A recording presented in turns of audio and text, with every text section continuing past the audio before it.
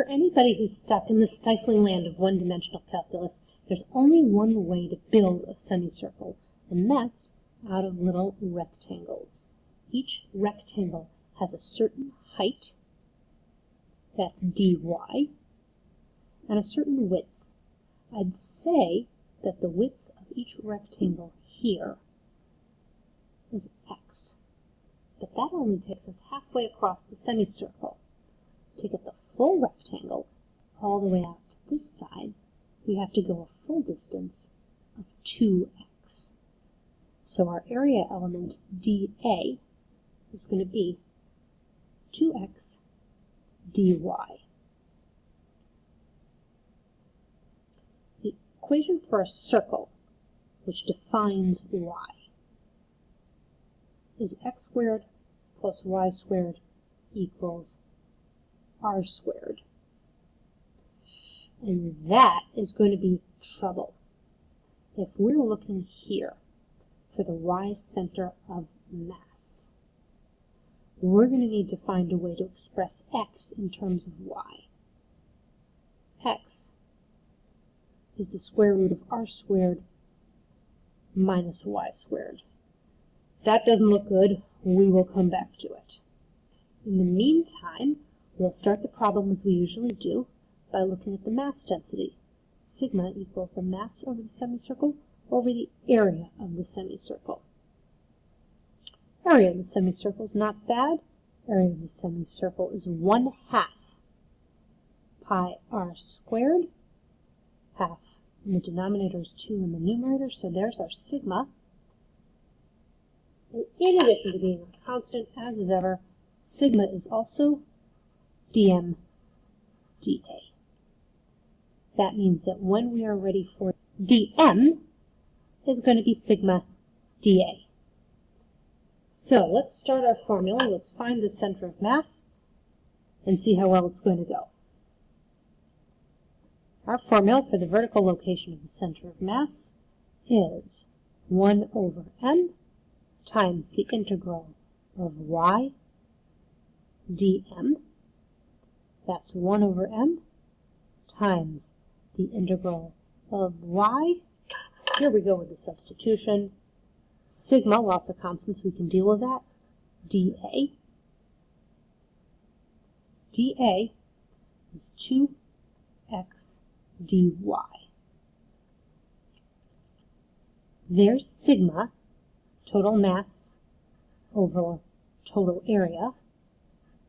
That means the masses will cancel out, fewer constants to schlep around. dA, we said, was 2x dy. 2 comes out front, a comes out front. We're left with a y and an x. The y can stay. The x has to be replaced with something that's a function of y, leaving us with this horrible creature. I'll tell you my personal preference. When I see this, I want more screaming. I don't know whose derivative this is. I don't want to have to integrate it. This is insane. Where do we go from here? Well, if you're me, you go straight to second-year multivariable calculus. You ditch the x and the y and all their relatives, go into polar form and integrate using r, the radius, and theta, the angle, which we know goes from 0 to 180.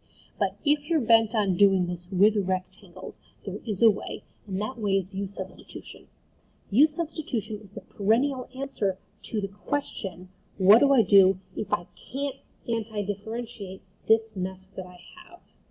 Usually we define U as whatever this horrible thing is that we don't want to integrate. So we would go back to our list of definitions and say that U, whatever it is the square root of r squared minus y squared. I was okay with y dy. I can deal with y dy. Really, I can. It's this thing I don't like. And frankly, this doesn't look so much better to me either. So, by the powers of having been told it when I was in AP Physics, who was told it by someone who told it to the teacher who had figured it out first, U squared may look a whole lot less intimidating than plain old U. Our goal is to get du, so that we can do something with this dy thing and change it to a u, which hopefully we can integrate. And the way we get du is to find du dy. Now here, there be calculus. We are trying to differentiate this. This here is r squared minus y squared to the power of 1/2. And hey, look, there's an exponent. We can do that. Bring the exponent down.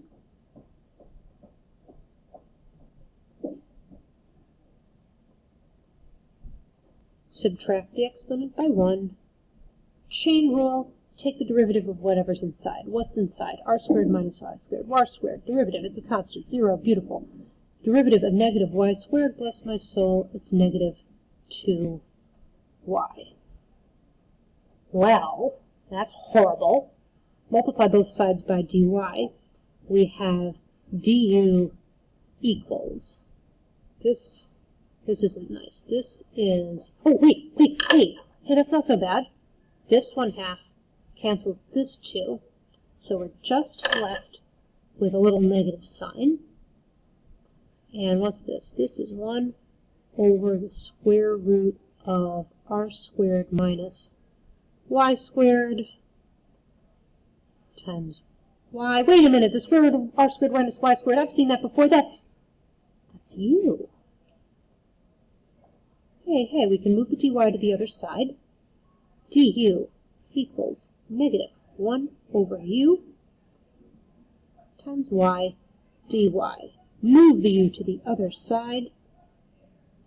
Negative u du equals y dy.